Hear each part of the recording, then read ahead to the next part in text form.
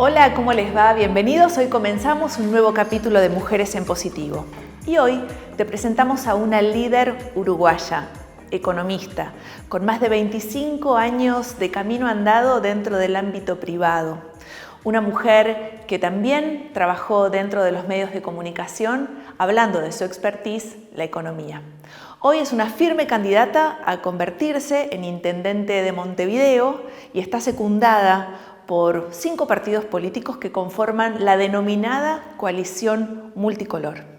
Hoy, en Mujeres en Positivo, ella nos va a contar la cantidad de veces que tuvo que enfrentarse con ese famoso techo de cristal, ese techo invisible que hace que las mujeres no podamos alcanzar fácilmente los puestos de liderazgo. Hoy entonces, con nuestra periodista en Uruguay, Karina Enrico, vamos a presentarte a Laura Raffo, la mujer en positivo del día de hoy.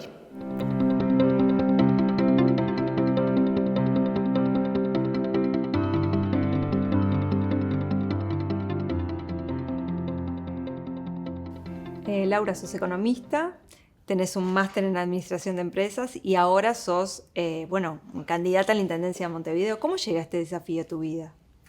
Bueno, la política siempre me pasó cerca en mi vida.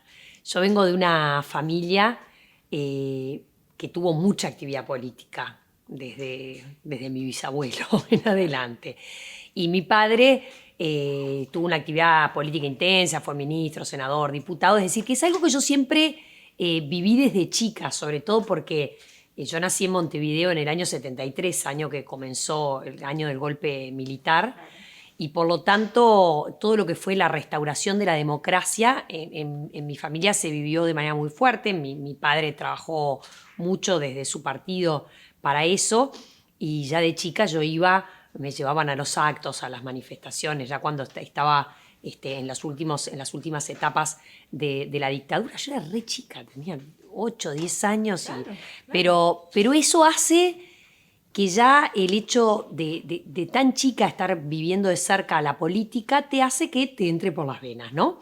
Después de joven fui militante en distintos grupos de jóvenes y después empecé mi carrera profesional y tuve que alejarme de la política partidaria porque fui adquiriendo roles de responsabilidad en distintas empresas, representando esas empresas frente a organismos, frente a instituciones, y ahí tenés que dejar de lado todo lo partidario.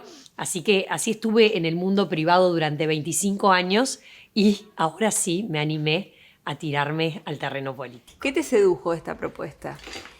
Yo creo que lo que más me convenció fue ver que en Uruguay ya se estaba gestando un cambio.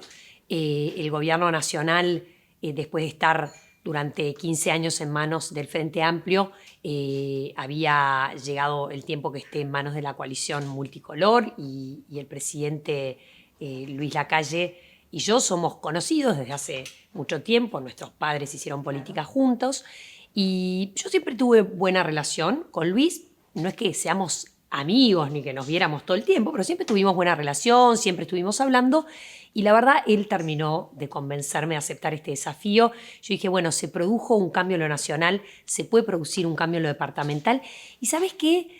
Que sentí que hasta ahora yo no me había metido porque estaba desarrollando mi carrera profesional, estaba creciendo, me estaba yendo bien y uno tiende a quedarse en una zona de confort. Sin ¿no? duda. ¿Y qué pasa? Tenés que animarte a saltar rumbo a algo que no te es conocido, que te implica nuevos desafíos y tratar de contribuir vos y de agregar valor vos, porque yo no creo en esa gente que se reúne de noche a comer un asado y critica el sistema político, pero nunca se anima a dar el paso y decir, bueno, pero a ver, si critico o si creo que las cosas se pueden hacer mejor, poné de vos, poné tu hombro y también hacelo. Entonces terminé convenciéndome. Y además, que yo siempre defendí los derechos de las mujeres, soy mujer, me llaman y me dicen, hay 5 partidos políticos que apoyarían que tú seas la candidata única por esos 5 partidos a la Intendencia de Montevideo. Entonces yo, defendiendo siempre los derechos de las mujeres, claro, el liderazgo femenino, voy a decir que no frente a una oportunidad así sería contradictorio. Estuviste muchos años también en un noticiero, muy importante. Y bueno, esos años también te deben haber ayudado a ver otras realidades, ¿no? Porque bueno, estabas ahí en el medio de donde se produce la noticia. ¿Qué de eso puede haber ayudado, digamos, a tu acercamiento a los barrios, a que la gente te conozca? ¿Sirvió de algo? ¿Sirvieron Bueno, esos años? obviamente el haber estado más de 10 años en televisión hizo que las personas conocieran mi cara, mi manera de expresarme, quién era yo, de qué sabía, y resultó más fácil que cuando ingresé en la política ubicaran quién era Laura Raffo, por Claro. supuesto, pero conocían una fracción de mí, que era la economista, porque Los números. yo estuve siempre con una columna de análisis económico, entonces la gente estaba acostumbrada a verme analizar la realidad económica, incluso también a través de mi libro, La economía al alcance de todos. Entonces mi contacto con la gente siempre era, la gente que me charlaba por la calle me hablaban de qué caras cuestan los precios, a cuánto va a estar el dólar, me hablaban de esos temas. En el momento que yo ingreso a la carrera política, se produce de manera inmediata un clic en la gente y ya se me empiezan a acercar a hablarme totalmente de otras cosas. Sí. Si estaba, no, inmediato, pero inmediato, tan inmediato que a mí me sorprendió. Yo creo que antes, si bien se me acercaban a hablar de esos temas, también había mucho respeto de no acercarse y te reconocían, pero no te charlaban tanto. En el momento que vos ingresás a la política, sos un servidor público y ahí la gente se siente con derecho de pararte por la calle cada vez que salís y decirte algo. Desde que su vereda está rota, la calle no está iluminada, la parada del ómnibus está desprotegida, no me pasa a tiempo el ómnibus, voy muy apretado en el ómnibus, ¿qué pasa con la basura? De manera, pero sí, inmediata. Así que creo que sí, que el hecho de haber sido una persona con notoriedad pública, creo que ayudó a que la gente me sintiera más cercana. ¿Y cuáles son esas cosas de las que te habla la gente? Recién hablabas del transporte público. ¿Qué deficiencias ves o te han transmitido, digamos, en esta recorrida por los barrios? Bueno, las personas lo que te reclaman es lo que les afecta en su vida cotidiana. Muchas veces en campaña electoral es muy común escuchar a los candidatos hablar de grandes proyectos futuristas. Claro. Que está bien. Por supuesto que uno tiene que pensar en el largo plazo y en el futuro. Pero primero y urgente es resolver las necesidades cotidianas de las personas. Entonces, lo que más te plantean es eso, está sucio, no está iluminada la ciudad, necesito que el transporte pase más seguido, necesito viajar más cómodo, necesito que haya paradas, necesito mayor seguridad, necesito calles reparadas. Eso es de lo que más te hablan los vecinos cuando haces las recorridas. Nosotros hicimos mucho hincapié en la zona que le llamamos Montevideo Olvidado, que creemos que son grandes áreas de Montevideo donde las personas están viviendo con grandes necesidades y en esas zonas lo que nos reclaman son condiciones de vida dignas. La Intendencia tiene mucho por hacer en eso, por supuesto en coordinación con el Gobierno Nacional. Y el contacto con la gente es lo más lindo de la actividad política. El poder escuchar y poder dar soluciones. Yo me metí en política por eso también, porque si vos sentís que podés contribuir desde tu lugar, con tus conocimientos, con tus virtudes y tus defectos, pero podés contribuir a que la calidad de la vida de la gente mejore, es lo mejor que te puede pasar. ¿Cuáles son los hitos del programa que tiene la coalición de gobierno, digamos, en esta apuesta a tu candidatura a la Intendencia? Nosotros lo que elegimos fue ir presentando en capítulos el programa de gobierno, porque nos pareció que nuestra propuesta tenía que ser una propuesta y un modelo distinto a lo que se venía dando en los últimos 30 años que gobernó el Frente Amplio en Montevideo. Es decir, poder poner primero las propuestas y que las propuestas estuvieran centradas en mejorarle la vida a la gente. Entonces presentamos primero Montevideo se reactiva, que tiene que ver con cómo la Intendencia puede colaborar a que haya mayor generación de empleo en Montevideo a través del apoyo a los comercios de barrio, quitándole tasas e impuestos que esos comercios de barrio hoy viven. En segundo lugar, presentamos una propuesta para Montevideo Olvidado, que es la zona donde las personas, hay más de 120.000 montevideanos que viven en asentamientos irregulares, no tienen condiciones de vida dignas, no tienen viviendas que no se lluevan, que no se inunden con servicios higiénicos, no tienen calles, no tienen veredas. Entonces, ahí presentamos un plan único y urgente para atender Montevideo Olvidado. Después presentamos Montevideo Limpio, que es todo el plan de gestión integral de residuos, que por primera vez estamos planteando generar riqueza a través de los residuos. Y ahora, en cuarto lugar, presentamos Montevideo Ágil, que tiene que ver con la movilidad y el transporte. Luego vamos a presentar Montevideo Te Invita, con la agenda cultural y turística, Montevideo Agenda Joven, que son las propuestas de todos los jóvenes, de todos los partidos que hemos recibido, y Montevideo para Todos, que tiene que ver con la agenda de derechos. Creo que es un programa bien completo y le estamos dando su tiempo a cada capítulo. Yo recuerdo que cuando te veía, digamos, en el informativo, en el noticiero, los números que tú traías eran claros. Y con tu programa me da la misma sensación, porque son capítulos muy claros que digo que no necesitan por ahí un desglose para que la gente los entienda. Bueno, vos sabés que la gente lo que nos ha dicho es eso, y está bueno. Ellos, el televidente en su momento reconocía en mí la capacidad de explicar las cosas para que fueran comprensibles para todo el mundo, fuera técnico en economía o no. Acá tratamos de hacer lo mismo en el programa. Hemos trabajado con un equipo técnico enorme y con comisiones de vecinos, referentes barriales y técnicos de todos los partidos, pero en el momento de presentarlo como capítulo, lo que nosotros buscamos es que sea claro, que la gente entienda, bueno, ¿cómo me va a cambiar la vida? Y la verdad estamos muy centrados en eso para poder decirle a la gente, bueno, lo que estamos buscando es que nos den una oportunidad de hacer las cosas de manera diferente. El gobierno de Montevideo está en manos de un mismo partido desde hace 30 años, tenemos una visión distinta, fresca, profesional. Nos gustaría que la conozcan, que la miren y que si les convence nos voten.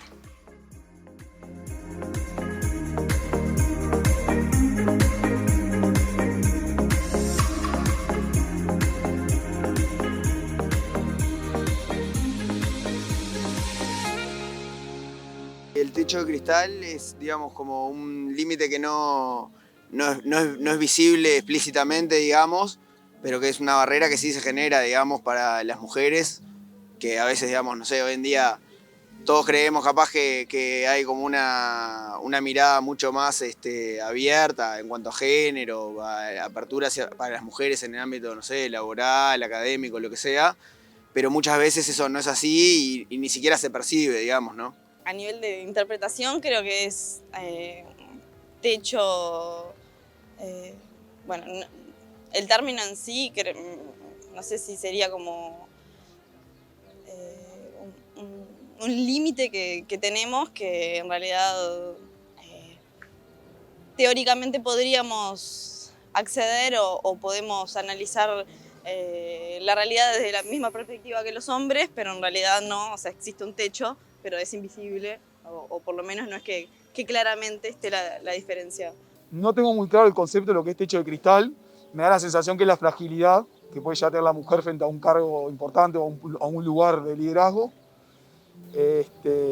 Pero no conozco. O sea, que hay como una especie de bóveda que las impide muchas veces crecer más allá. Crecen a cierto punto y ahí se estancan producto de los reflejos machistas que hay en la sociedad. Y ahora no se me ocurre, o sea, algo puntual, pero sí, seguro que sí, porque digo, se ve todo el tiempo en muchos ámbitos, digamos, por ejemplo, menor cantidad de mujeres en ámbitos empresariales, por ejemplo, cosas por el estilo, yo creo que sí. Sí, que sin duda creo que, a ver, los salarios no están publicados a nivel de que todos sepamos cuánto ganan nuestros compañeros en todas las empresas, ¿no?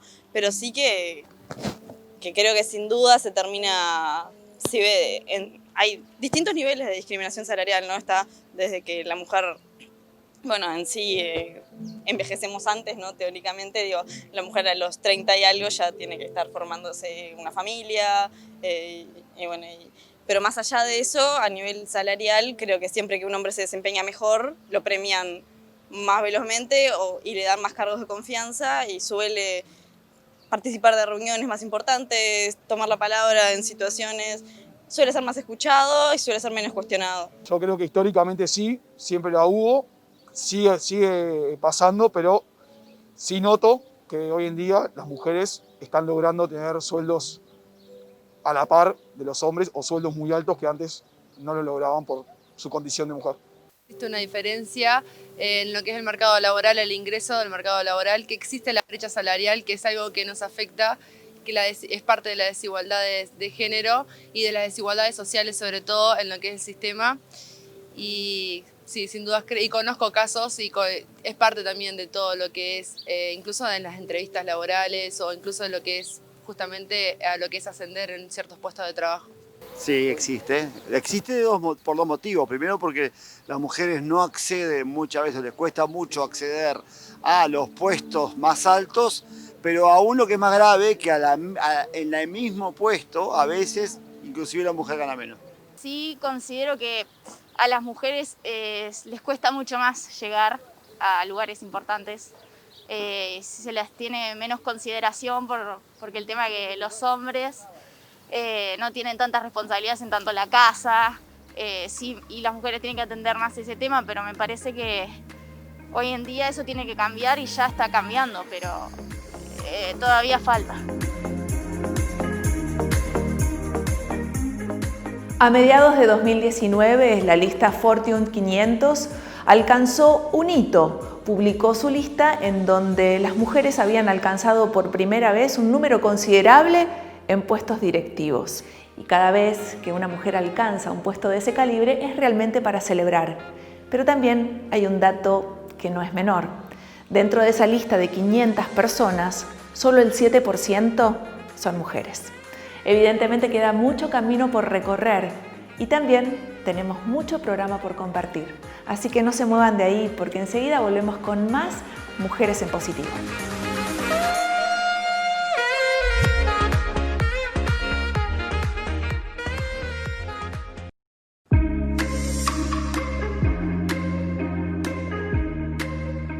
En julio de este año, la CEPAL, que es la Comisión Económica por América Latina y el Caribe, junto a ONU Mujeres, publicó un informe llamado Brechas de Género en los ingresos laborales de Uruguay, en donde se asegura que las mujeres, a partir del momento en que se convierten en madres, sufren una especie de castigo salarial, es decir, sus ingresos disminuyen. Un dato muy curioso, ¿verdad? Bien, te proponemos ahora entonces sumergirnos de lleno en la última parte de esta charla. Nuestra periodista Karina Enrico y nuestra invitada del día, Laura Raffo. Lo vemos.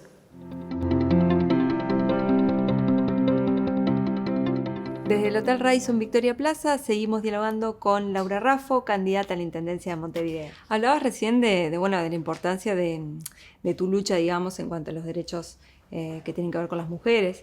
Y nada, me preguntaba si la paridad, en caso de poder ganar esta elección en la Intendencia, si la paridad va a ser una preocupación, digamos, de tu gestión. Si yo, la verdad, me he preocupado de los derechos de las mujeres desde siempre, desde hace 20 años, digamos. Cuando me recibí de economista, con mi compañera de estudio, Magdalena Furtado, hicimos una tesis y me recibí en el año 98, estamos en el 2020, o sea, hace 22 años, y nuestra tesis de grado para recibirnos fue un estudio sobre la brecha salarial entre hombres y mujeres en Uruguay en la última década, o sea, desde los 80 hasta los 90 y pico. Fue la primera vez que se hizo un estudio dinámico, que se habían estudiado en años puntuales, es decir, que ahí yo ya empecé a interesarme en qué pasaba que las mujeres tenían dificultades de acceso al poder económico y luego le fui agregando, las dificultades y estudiando más las dificultades de acceso al poder político, de acceso a la salud, a la educación y por supuesto todo lo que tiene que ver con violencia de género. Pero digamos que me especialicé más en estudiar el acceso al poder económico y al liderazgo. La verdad, a mí me parece que este tiene que ser un tema central. ¿Por qué? Porque si bien Uruguay tiene normas que son pro igualdad de género y en el discurso de la gente está instaurado de que no está bien vista la discriminación, cuando tú vas al terreno, tanto en el mundo corporativo como en el mundo político, la discriminación existe y las brechas están presentes. Yo trabajé más de 25 años en el mundo corporativo, ocupando cargos en empresas de tecnología, del sector financiero, de agropecuarias. Viví lo que es esa escalera, viví lo que es ese techo de cristal que existe y existe tanto en el sector privado como en el sector público. O sea que las mujeres cuando llegamos a una posición de liderazgo tenemos que ser las primeras embanderadas en pelear porque más mujeres otras puedan mujeres. llegar, por supuesto, absolutamente convencida. Y bueno, y el 13 de marzo cambió todo porque llegó esta pandemia a Uruguay y bueno, me imagino que eso alteró y afectó todos tus planes de campaña. ¿Y cómo pudiste reacomodar el cuerpo? Nos en cambió esos la vida días? a todos, ¿no? Sí, por supuesto. Nos cambió la vida a todos. En mi caso en particular, yo había aceptado el desafío de dejar esos 25 años de actividad en el sector privado, volcarme hacia una carrera política y con una fecha que era que las elecciones eran en mayo. Y bueno, ahora las elecciones son el 27 de septiembre. Así que un cambio grande. Primero lo viví, lo primero que viví con la pandemia fue lo que vivimos todas las mujeres y las mujeres que somos madres, el cuidado de nuestros hijos. Yo tengo mellizos de 13 años, el quedarse en casa, el estar encerrados, el que los niños no tuvieran contacto con sus amigos, con sus abuelos, con sus seres queridos, que dejaran de hacer deporte, que todos nos estuviéramos cuidando. Y por lo tanto el primer foco fue ocuparse de la familia. Yo suspendí las actividades antes de que se declarara la emergencia sanitaria, cuando yo se había visto que podía empezar un brote. Yo ahí suspendí todas las actividades políticas, teníamos un acto planeado y lo suspendimos. Y bueno, y después de eso tocó un tiempo de quedarse en casa y de cuidar a todos. Luego de eso surgió la necesidad de ser solidario con quienes menos tenían y ahí lo que hice fue crear una red de apoyo, un programa que se llama hasta el día de hoy Elegí Ayudar, que lo creé junto con la Fundación Seniors, que es una fundación que apoya a adultos mayores, y era para que todas las personas que quisieran colaborar con personas vulnerables en situación de calle, que iba a atender el MIDES y que obviamente en la pandemia era muy urgente atenderlas, pudieran a través de una plataforma donar, y se podía donar un colchón, una cama, una almohada, una frazada, ropa de abrigo, kit de higiene personal. Nos pusimos como primer objetivo poder alcanzar a 300 personas que eran las más vulnerables en Montevideo en situación de calle. Se alcanzó ese objetivo.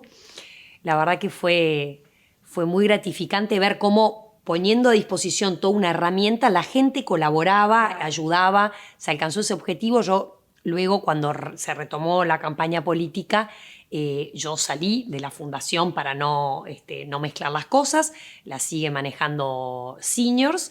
Y bueno, y después retomamos la campaña, con cuidados, con tapabocas, con una agenda totalmente distinta, pero bueno, ya estamos en campaña de nuevo. Laura, las elecciones serán el 27 de septiembre. ¿Cómo imaginas ese día? Bueno, es el día de las elecciones, así que me imagino que yo voy a ir a votar temprano, como suelo hacerlo, suelo votar en la mañana, y vamos a depender de cómo esté la pandemia.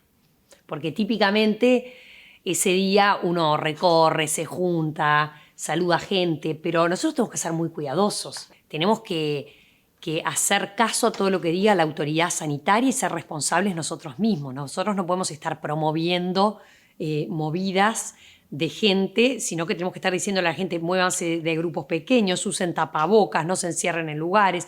Si el lugar está cerrado, guarden la distancia, como la estamos guardando tú y yo en este momento. Entonces, es difícil poder decir qué vamos a estar haciendo exactamente el 27. Yo espero que la crisis sanitaria siga estando bajo control, claro, y contenida, y si así lo es, que podamos movilizarnos y que sea un hermoso día de votación para todos. Pero, ¿sabes qué? Hasta eso, el hecho de no saber exactamente lo que va a pasar es una enseñanza.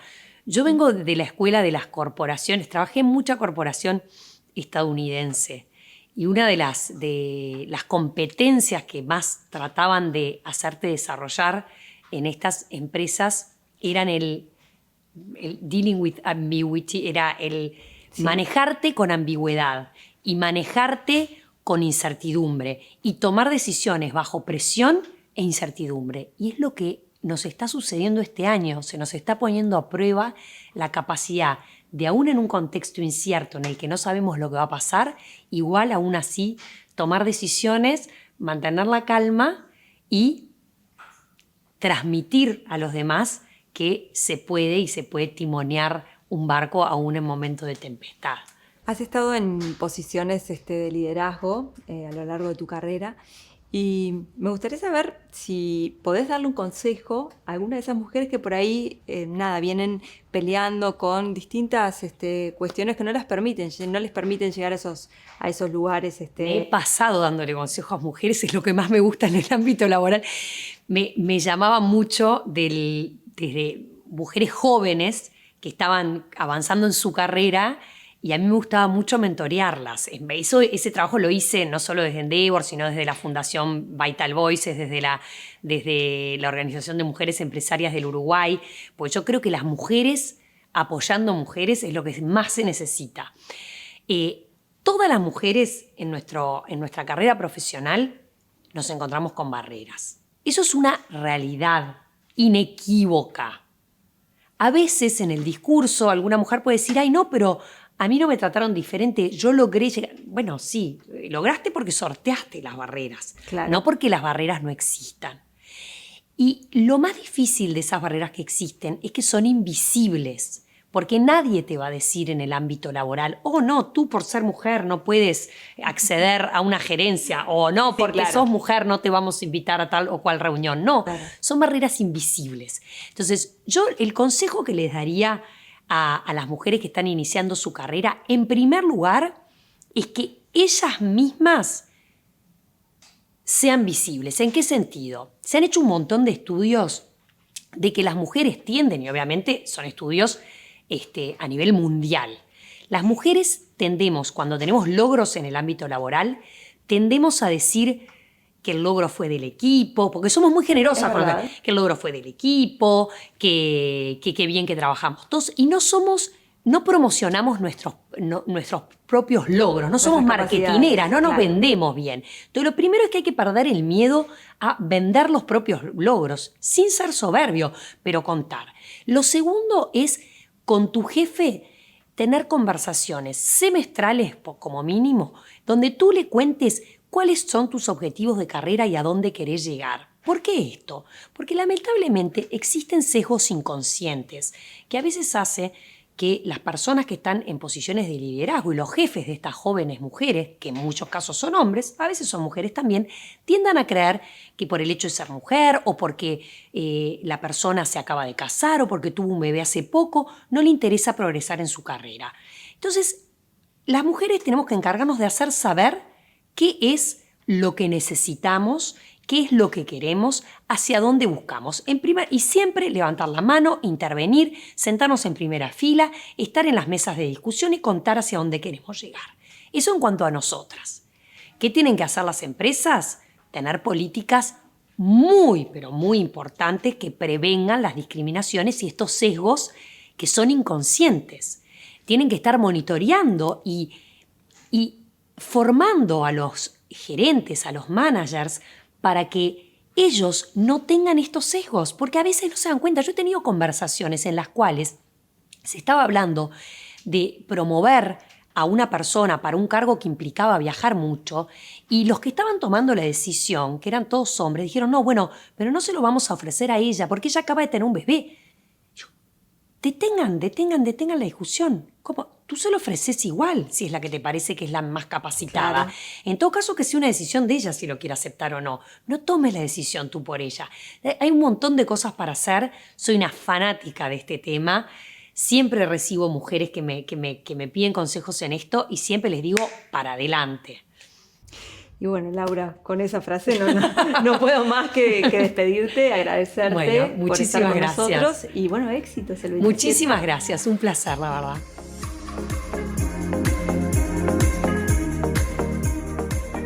Sumamente interesante toda esta charla que tuvo Karina Rico con nuestra invitada del día, con Laura Raffo.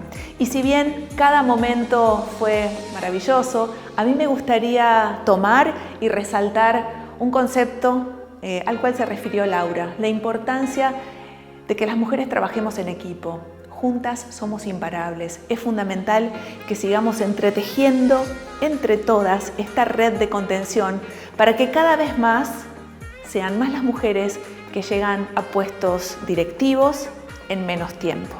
Y de eso también se trata nuestro programa. Recordá que los sábados a las 18:30 tenemos nuestra repetición y los martes a las 21:30 capítulo estreno. Muchísimas gracias por habernos acompañado. Sigamos construyendo una sociedad con más mujeres en positivo. Chao.